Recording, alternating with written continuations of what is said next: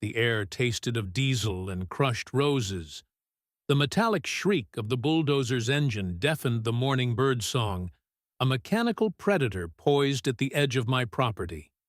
And at the center of it all, standing with her arms crossed and a smile as thin and cruel as a razor slash, was Deborah Vance, president of the Pinecrest Estates HOA.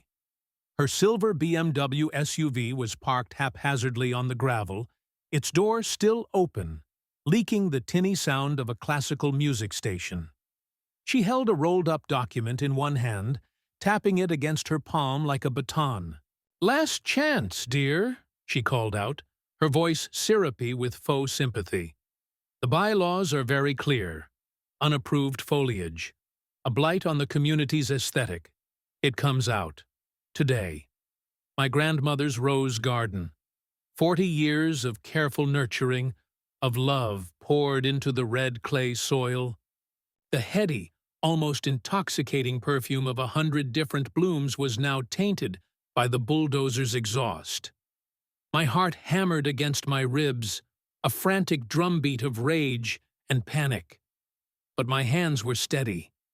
In my own hand, I held a different document, its paper brittle and yellowed with age, the script a faded, elegant cursive. "The only thing getting removed today, Deborah," I said, my voice cutting through the diesel roar, "is you." Her smile didn't falter, but it tightened at the edges. The operator, a burly man named Carl, who looked deeply uncomfortable, killed the engine. The sudden silence was deafening, filled only by the buzz of bees and the thrum of my own blood. I didn't walk toward her. I let her come to me. She crunched across the gravel, her designer sneakers looking absurdly out of place. "What is that? Some childish drawing? A last will and testament?" she sneered, stopping a few feet away. I unrolled the document slowly, the sound of the cracking parchment like gunfire in the quiet yard. "This," I said, holding it up so the morning sun caught the old-fashioned notary seal at the bottom, "is the original 1905 land covenant for this entire parcel, the one your precious HOA bylaws, written in 1998, conveniently forgot about, or never knew existed." Her eyes, the color of chilled steel, flickered down to the paper. For the first time, a crack appeared in her polished veneer, a tiny, almost imperceptible twitch at the corner of her mouth. Preposterous. "That's not a legally binding." I didn't let her finish. "Article 4, Section B," I read, my voice ringing clear in the Georgia morning. "In perpetuity, no governing body established upon this land shall have jurisdiction over or the right to alter, remove, or dictate the botany of the Central Homestead Garden, established 1905 by Eleanor Marie Crofton." I lowered the paper and met her gaze. "That's my great-great-grandmother, and this is her garden. You touch one petal, and I don't sue the HOA.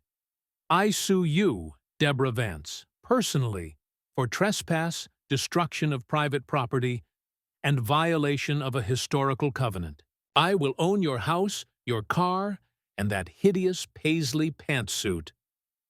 The color drained from her face.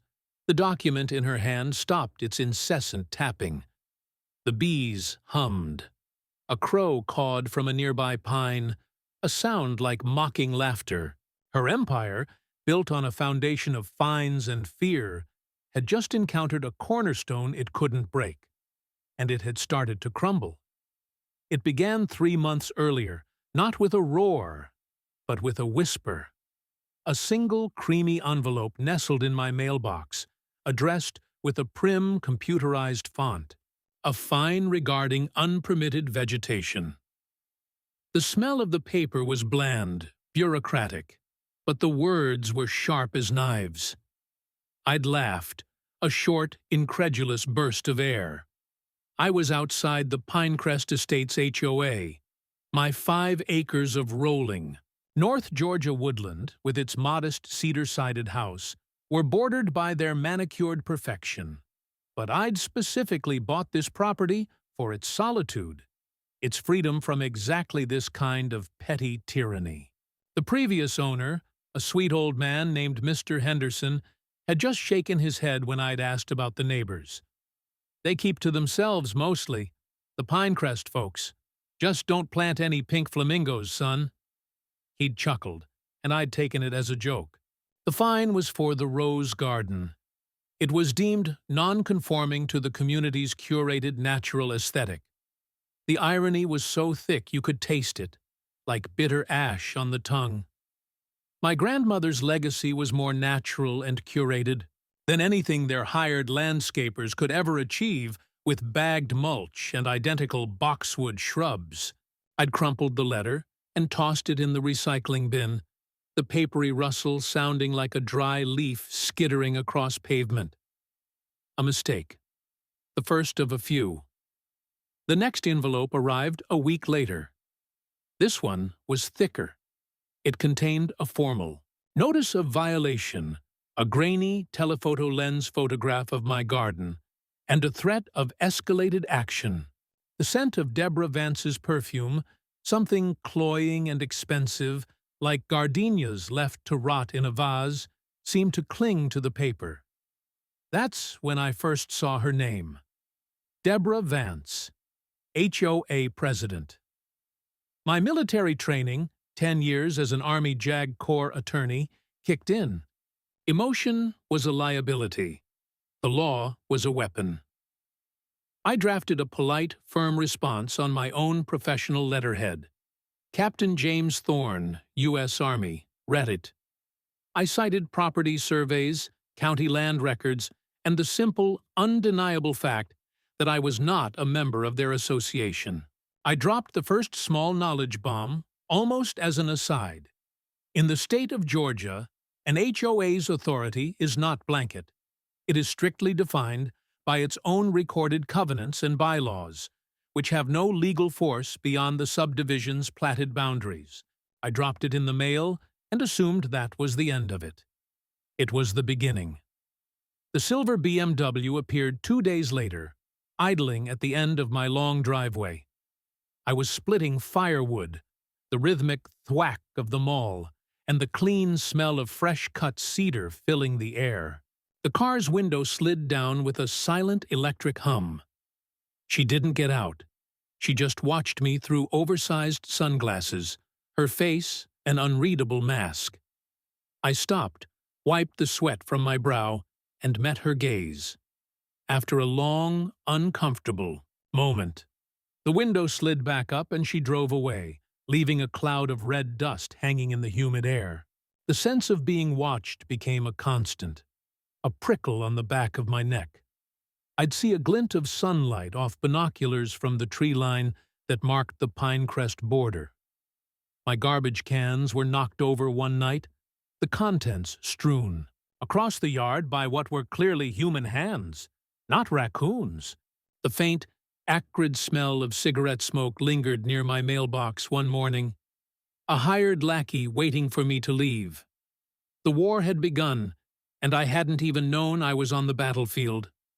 The escalation was swift and brutal. A formal cease and desist. Letter from a law firm, Vance and Associates no less, arrived by certified mail. It claimed I was running a commercial agricultural operation, my garden, and creating a nuisance, the bees that pollinated it. They threatened injunctive relief and daily fines of $500. Anger, hot and coppery, rose in my throat. This was no longer about roses. This was about territory. This was about a woman who was so used to her word being law that the existence of a place beyond her control was an personal affront. I was a rebel outpost, and she was the empire. I stopped responding to letters. Instead, I started digging. My JAG training wasn't just about courtroom procedure, it was about intelligence gathering. I spent days at the county clerk's office, the dusty, quiet air smelling of old paper and lemon-scented polish. I pulled every plat map, every land grant, every historical covenant for the area. The clerks knew me by name. I traced the history of my land back to the original homestead grant. And that's when I found it. The 1905 covenant. It was tucked into a forgotten file, bound with a brittle red ribbon. It wasn't just a property deed. It was a set of rules laid down by the original landowner, a railroad magnate named Crofton, for the entire valley. It stipulated water rights, easements, and yes, a provision protecting his wife's prized garden in perpetuity. The language was archaic, but its meaning was crystal clear. It was a landmine buried deep beneath the surface, just waiting for someone to step on it. I had my weapon. I made a high-resolution copy and had the original professionally preserved. I waited. I knew she wouldn't be able to help herself. The bulldozer was her checkmate move. It was also her biggest mistake. She had brought the conflict onto my turf, both literally and legally. After I confronted her with the covenant that morning, the bulldozer retreating like a mechanical dinosaur, the silence she left behind was profound. But it wasn't over. A woman like Deborah Vance doesn't concede. She regroups. She attacks from a new angle. The next envelope wasn't a fine. It was a lawsuit. Pinecrest Estates Homeowners Association versus James Thorne. It claimed I was creating a public nuisance, lowering property values, and willfully violating zoning ordinances. It demanded the immediate removal of the garden and damages of $50,000. The paper felt heavy in my hand, the legalese a stark contrast to the gentle living beauty of the garden just outside my window. She wasn't fighting the covenant. She was ignoring it, hoping a judge would see a retired soldier and a quirky old garden on one side and a well-funded, respectable HOA on the other. She was betting on the modern system to override history. I served my own counterclaim the next day, personally walking it into her husband's law firm. My lawsuit was against Deborah Vance, individually, and the HOA board for harassment, abuse of process, and tortious interference. The amount? $1. I didn't want their money. I wanted a public record. I wanted to see her face when she realized this wasn't going to be settled quietly, with a check and a signed agreement. The discovery process was a fishing expedition on her part. She demanded every financial record, every email, every text message I'd ever sent about the garden. I complied, happily. My life was boringly above board. My counter-discovery, however, was surgical. I requested all HOA communications that mentioned my name, my address, or my property. I requested the financial records of the HOA. I requested the minutes from every board meeting for the past 5 years. Her lawyer, a slick young associate from her firm, fought every request. It was expensive, and I knew that was the point. To drain me, to exhaust me, but my pension was steady, and my resolve was forged in 1,000 tougher places than a Georgia county courthouse. The smell of photocopier toner and anxiety became a permanent fixture in my life. It was in a box of produced emails, buried in a chain between Deborah and the head of the architectural committee, that I found the first thread. A casual offhand remark. We need to fast-track the pool permit before the county notices the zoning overlap. Use the same guy we used for the clubhouse addition. He doesn't ask questions. The clubhouse addition. A beautiful new structure they'd built 2 years ago. I'd driven past it. It was large, with a massive stone fireplace and a full kitchen. It looked more like a restaurant than a community clubhouse. A knot of suspicion tightened in my gut. I drove to the county zoning office the next day. The clerk, a young woman named Sarah with tired eyes and a coffee stain on her blouse, pulled the file for me. "Yeah, the Pinecrest Clubhouse," she said, flipping through the pages. "Big project. Got approved pretty quick. What was the permit for?" I asked, my voice casual. "Let's see. Alteration to existing non-commercial structure." Standard stuff. She kept flipping. Then she stopped, frowned. "Huh, that's odd." "What is?" "The inspector's sign-off for the foundation pour," she said. pointing to a signature. It's dated before the permit was even issued. See? She showed me the dates. The inspection was logged a full week before the permit application was officially stamped and approved. The air in the small office suddenly felt still and cold. "That's not possible, is it?" I asked quietly. "No," she whispered, her eyes wide. "No, it's not. It was a small thing.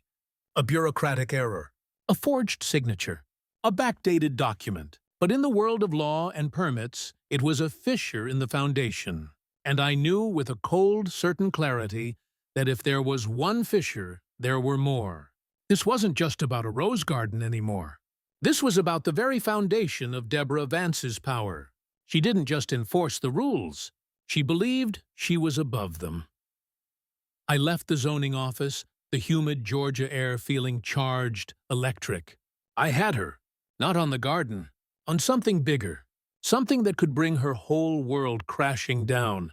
I got in my truck, my hands steady on the wheel, but my mind racing. I needed to go deeper. I needed to find the guy who doesn't ask questions. As I turned onto the main road, my phone buzzed. It was a text from a number I didn't recognize. A grainy, zoomed-in photo of me leaving the zoning office, followed by 2 words, "Stop digging." The message was clear. The threat, palpable. She was watching. She knew. But the taste of fear in my mouth was now mixed with something else.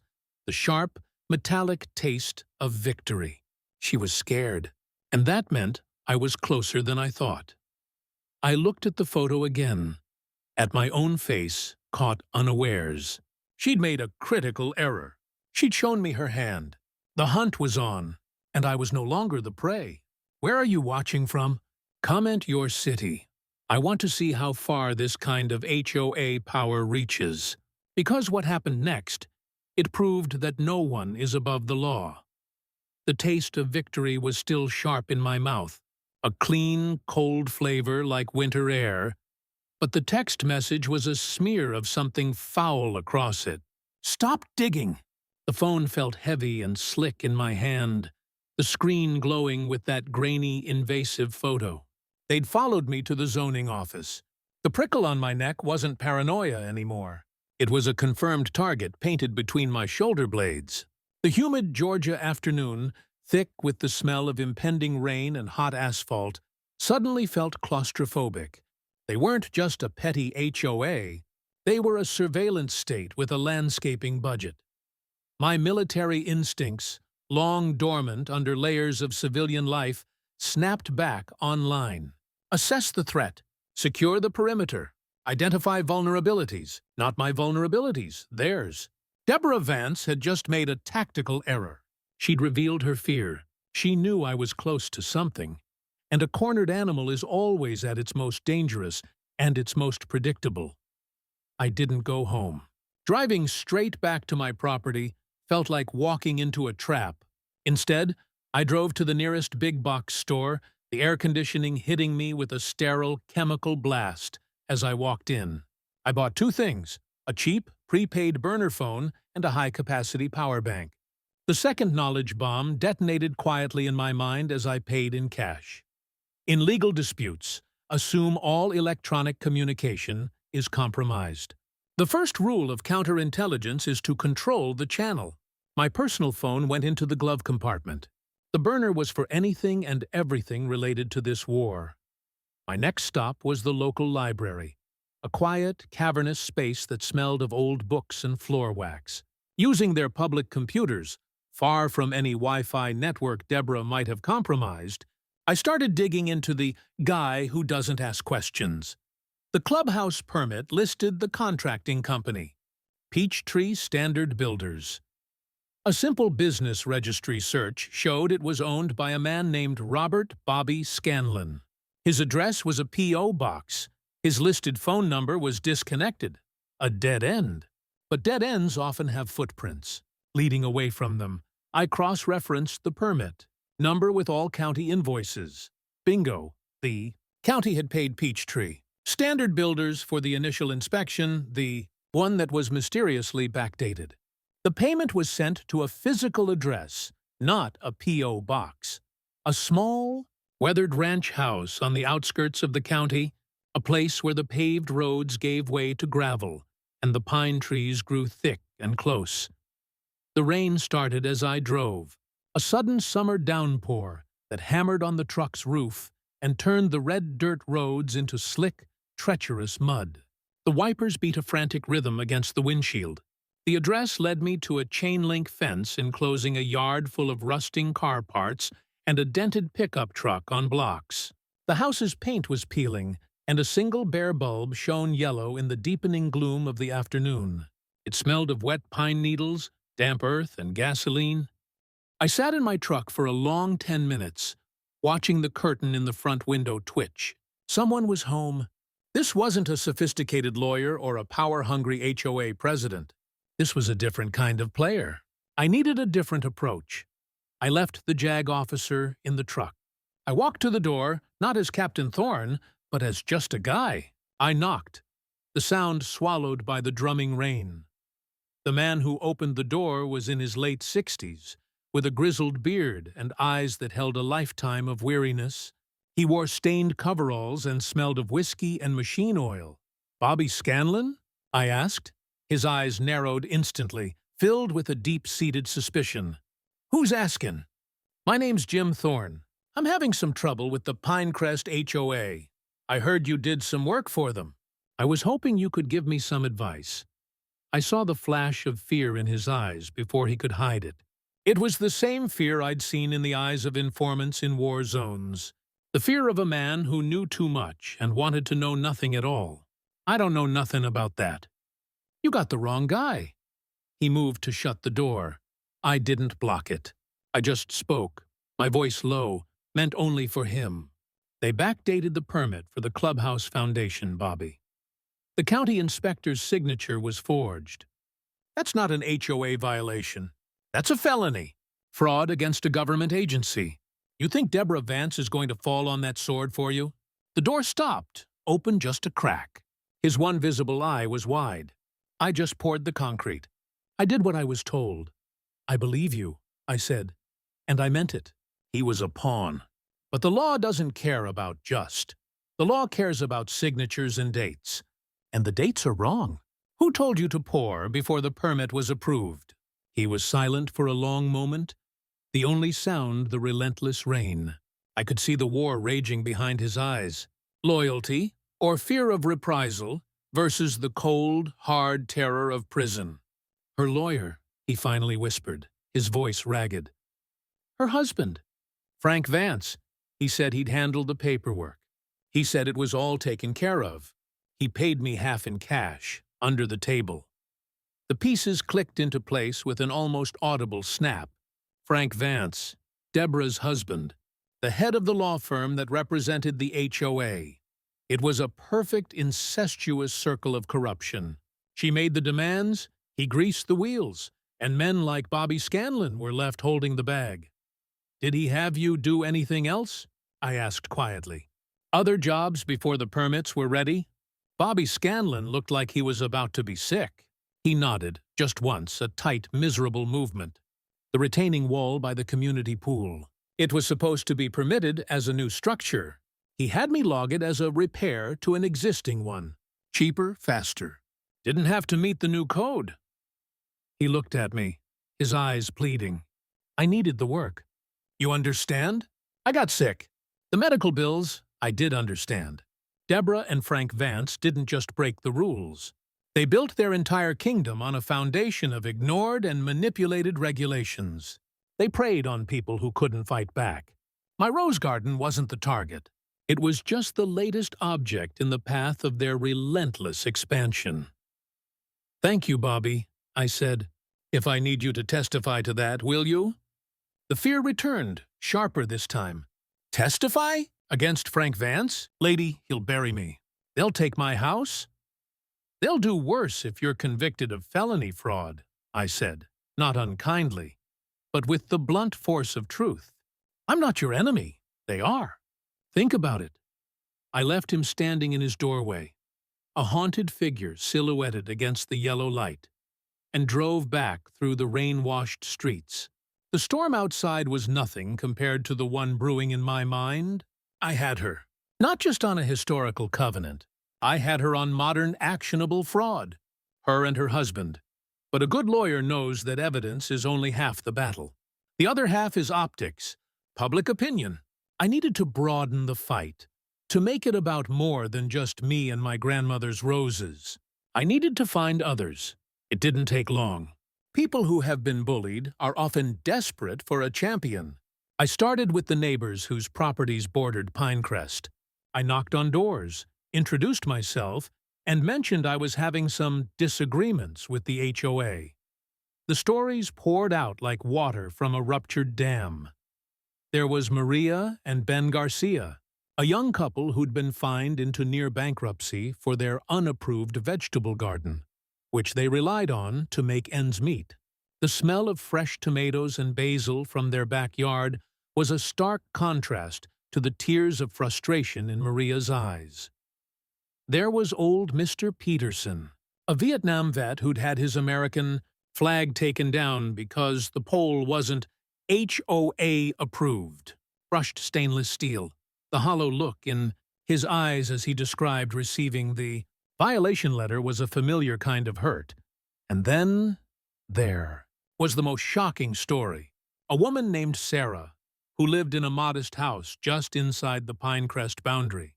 She'd been diagnosed with MS. She'd installed a small, prefabricated ramp at her front door to help her get in and out on bad days. The HOA had hit her with daily fines for an unapproved structural alteration that negatively impacts community curb appeal. The scent of fresh cut lumber from her simple ramp was a testament to her fight for independence, a fight the Vances were trying to tax out of existence. This was their curated aesthetic. This was their empire, built on the backs of the sick, the struggling, the patriotic, and the self-reliant. My anger, which had been a cold, focused thing, now burned hot and bright. This was no longer a property dispute. It was a crusade. I documented everything. I used my burner phone to record their stories, with their permission. The raw emotion in their voices, the sheer, unvarnished injustice, was more powerful than any legal brief. I compiled the evidence on the permit fraud, creating a clear, timeline-driven dossier. I was building a bomb, and I was going to place it right under Deborah Vance's throne.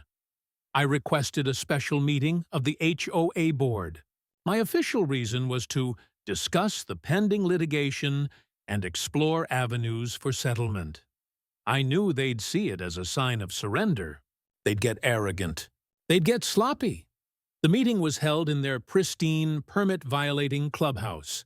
The air inside was climate-controlled and smelled of fake lemon cleaner and expensive perfume. Deborah Vance sat at the head of a long mahogany table, flanked by her sycophantic board members. Her husband, Frank, a paunchy man with a smug, florid face, sat slightly behind her, playing the role of silent legal counsel. He reeked of cigar smoke and entitlement. I walked in alone. I placed my digital recorder on the table and clicked it on. "For my records," I said with a flat smile. Deborah's lips pursed. "That won't be necessary." "I insist," I said, my voice calm. "Given the history of miscommunication." She waved a dismissive hand, already believing she'd won. "Let's make this quick. We're prepared to drop our lawsuit if you sign a consent agreement. The garden goes. You pay a nominal fine of $10,000 for our legal fees. And we all put this unpleasantness behind us." I let the offer hang in the air, let its outrageousness sink in. I could see the Garcia family huddled outside the large window, having arrived right on time. Mr. Peterson stood stiffly beside them. Sarah was there in her wheelchair.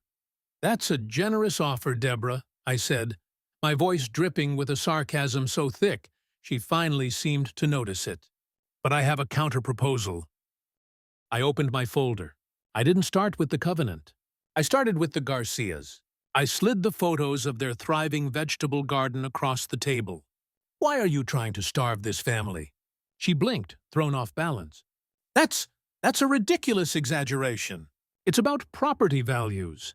I cut her off, sliding Mr. Peterson's photo of his flag. "And this? Is patriotism against the rules now? Before she could sputter a response, I slid the photo of Sarah's ramp. And this? Is disability an unacceptable aesthetic? Her face was turning a mottled red. Those are internal HOA matters. You have no standing to— And this, I said, my voice dropping to a deadly calm as I slid the final document across the table. It was the county permit for the clubhouse, with the inspection date circled in bold red. Next to it, I placed the county's invoice log, showing the permit approval date a week later. This isn't an internal matter. This is felony fraud.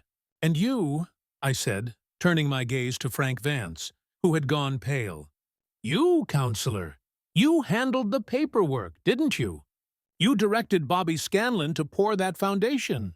You backdated that inspection report. You defrauded the county. And you, I turned back to Deborah, you benefited from it. That makes you a co-conspirator. The room was utterly silent. The only sound was the faint hum of the air conditioner. I could see the panic in their eyes. The carefully constructed wall of invincibility was cracking. This is slander. Frank Vance finally boomed, standing up, his chair screeching against the tile floor. You have no proof. It's the word of a disgruntled drunk against ours. I smiled. It wasn't a nice smile. I reached down and pressed play on the recorder. Bobby Scanlon's voice, ragged and scared, filled the room. Her lawyer. Her husband. Frank Vance. He said he'd handle the paperwork. He paid me half in cash, under the table, the retaining wall by the community pool. I stopped the recording. The silence that followed was absolute. Deborah Vance looked at her husband, and for the first time, I saw something other than cold superiority in her eyes. I saw pure, undiluted terror. My lawsuit against you is now the least of your problems, I said quietly. The district attorney tends to take a dim view of this sort of thing, especially when it's presented with sworn affidavits from multiple witnesses and a full dossier of evidence. I gestured to the faces pressed against the window. This ends. Today. You will drop all fines against every homeowner here. You will resign from the board, effective immediately. And you will pray that the DA is feeling merciful. I stood up, gathering my papers. The knowledge bomb I dropped then was the third and final one. The tactical nuke. Forging government documents on a construction project doesn't just violate HOA rules.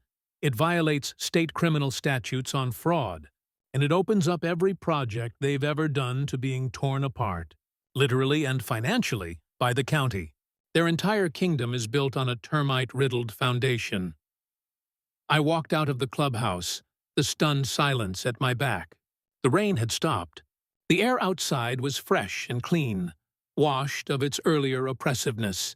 The small crowd outside looked at me, hope dawning on their faces for the first time in years. But as I got into my truck, my burner phone buzzed. It was a text from an unknown number. Different from the first. You should have taken the deal. You have no idea what you've just started. The victory felt hollow for a second. Then I looked at the faces of the Garcias, of Mr. Peterson, of Sarah.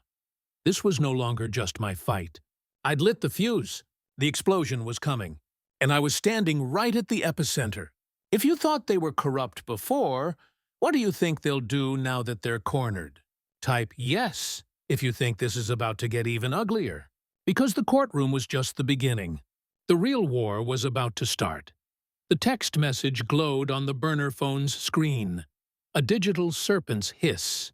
You should have taken the deal. You have no idea what you've just started. The clean, rain-washed air outside the clubhouse suddenly felt charged again, pregnant with a new, more dangerous kind of storm. They weren't defeated. They were escalating. A cornered animal is most dangerous, and I had just backed the Vances into the smallest corner of their lives. The faces of the Garcias, Mr. Peterson, and Sarah were still etched with a fragile hope. I couldn't let that hope be crushed. The military strategist in me knew that after a successful shock-and-awe campaign, you consolidate your gains. You secure the perimeter. I drove straight to the county courthouse. the dossier on the permit fraud feeling like a live grenade in my passenger seat. I didn't go to the clerk's office. I went to the district attorney's office.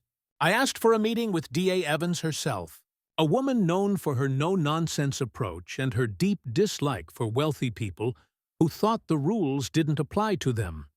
Her office smelled of strong coffee and old wood. She was a sharp-eyed woman in her 50s, her desk a organized chaos of case files. She listened, her expression granite as I laid it out. Not as an angry homeowner, but as a former JAG officer presenting a briefing. I showed her the timeline, the backdated inspection, Bobby Scanlon's sworn affidavit I'd had him sign the day after our meeting, the financial records showing the cash payment. I played the recording. When I finished, she steepled her fingers. "Frank Vance," she said, the name a sour note on her tongue. "He's been skating on thin ice for years. Always just a little too slick." She looked at me. "This is good work, Captain Thorne. This is more than enough for a search warrant of his law firm's financials and a subpoena for the HOA's records. This isn't a civil matter anymore. This is criminal conspiracy to commit fraud." The weight on my shoulders lessened by a fraction. The law, the real law, was now in motion. It was a boulder rolling downhill, and I had just given it the first push. But the Vances weren't waiting for the boulder to hit. Their retaliation was swift and vicious. The next morning, I found a formal notice tacked to my front door. It was from the County Code Enforcement Office.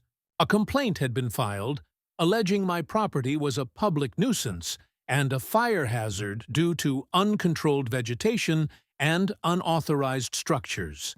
The unauthorized structure was my woodshed. The uncontrolled vegetation was, of course, the rose garden. The smell of the paper was different from the HOA's perfumed threats. It carried the bland, authoritative scent of government bureaucracy. This was their new strategy. If they couldn't get me through their own corrupt channels, they would weaponize the actual government. I knew Frank Vance had friends in county offices. This was him flexing those muscles. A county inspector named Dwayne showed up 2 days later, a beleaguered-looking man with a clipboard and a defeated slump to his shoulders. He smelled of cheap aftershave and resignation. "Gotta check out the complaint," he mumbled, not meeting my eyes. "Of course," I said, my voice neutral. I walked him around. He took half-hearted notes, clearly seeing the absurdity. The woodshed was neatly stacked and 20 feet from the house. The garden was meticulously tended. "Look," he said finally, sighing. "This is obviously bull, but the complaint's lodged. I have to file a report. They'll probably just issue a warning. It's a formality." "Who initiated the complaint?" I asked, though I already knew. He shuffled his feet. "Comes from the office. Don't have the name? Was it Frank Vance?" His head snapped up, his eyes wide with alarm. I couldn't say. I really couldn't. Just do my job. He practically fled to his county-issued sedan. The warning notice arrived a week later, giving me 30 days to remedy the violations. It was a delaying tactic. A piece of psychological warfare meant to drain my energy and resources. They wanted me focused on fighting a bogus county violation, while they figured out how to undermine the criminal case. But I had allies now. I called Maria Garcia. "Have you gotten any new county notices?" "About anything?" Her voice was tight with anxiety. "Yes, this morning. They said our porch stairs are too steep and need a full rebuild with a permit. We built those stairs 5 years ago." Mr. Peterson called me an hour later, his voice shaking with rage. "Some damn fool from the county says my tool shed is 5 feet too close to the property line. It's been there since 1982. The Vances weren't just coming for me. They were targeting everyone who had stood with me. They were trying to punish the entire rebellion by burying us in paperwork and bureaucratic hell. The smell of fear began to permeate our little group again, a sour tang overriding the scent of hope. We couldn't fight them in a dozen different county offices at once. We needed to change the battlefield. We needed to go on the offensive in a way they could never expect. The idea came to me at 3 in the morning. the scent of night-blooming jasmine drifting through my open window. The HOA. It was their weapon, but it was also their vulnerability. The permit fraud was a criminal matter, but the HOA itself was a civil entity, and civil entities have rules. Bylaws. The very things Deborah wielded, like a whip. I spent the next 48 hours in a deep dive into the Pinecrest Estates HOA governing documents. I read every word, every amendment, every footnote. The language was dry and dense, smelling of photocopier toner and legalese.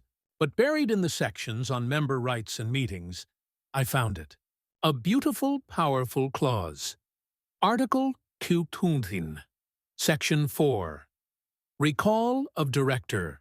Upon the submission of a petition signed by 60% of the voting members of the association, a special election shall be held for the immediate removal of any sitting director.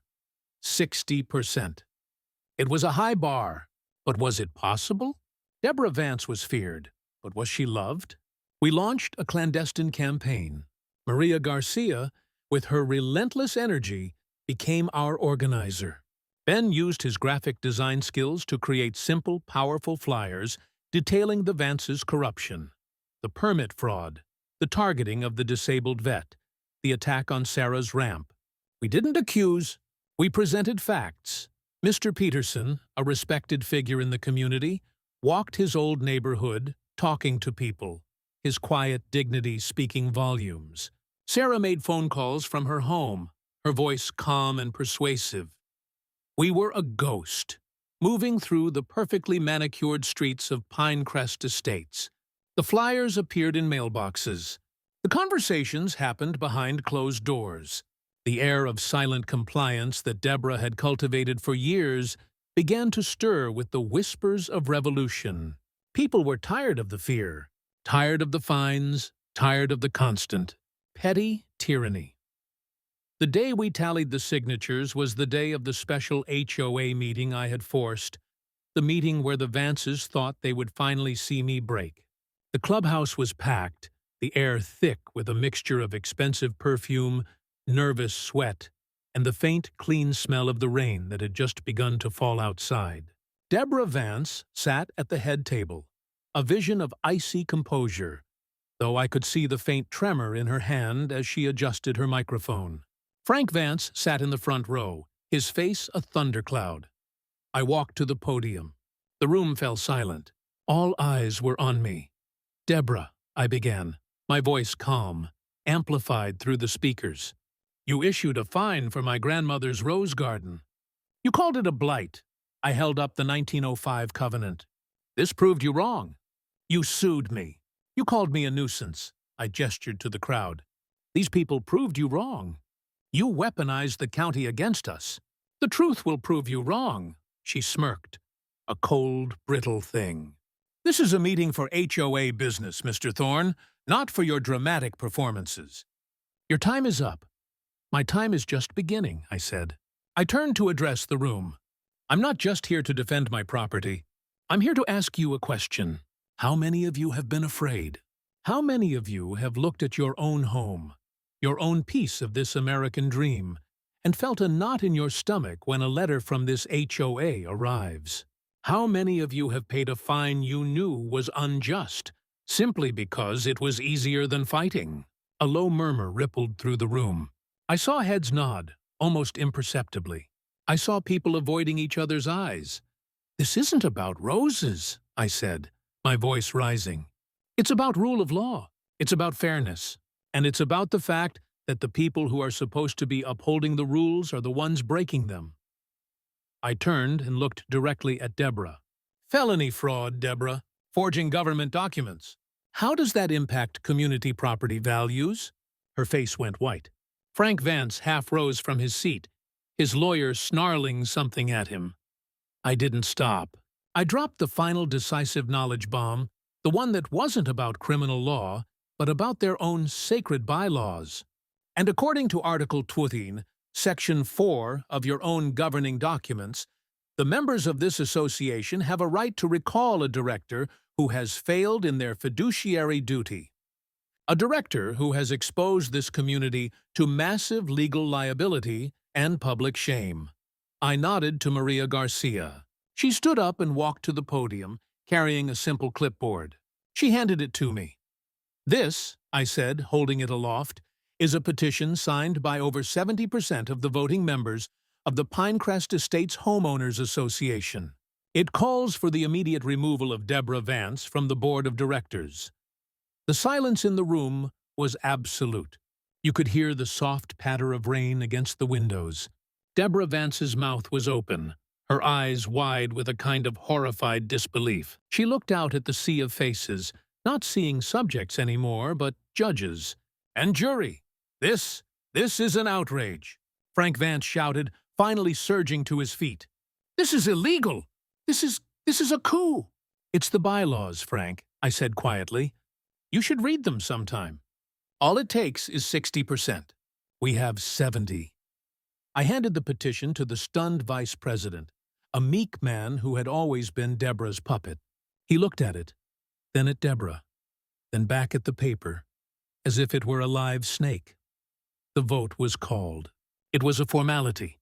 Hands went up across the room, tentatively at first, then with growing confidence. The yeas were a forest. The nays were a sparse few, the Vance's most sycophantic allies. The motion carried.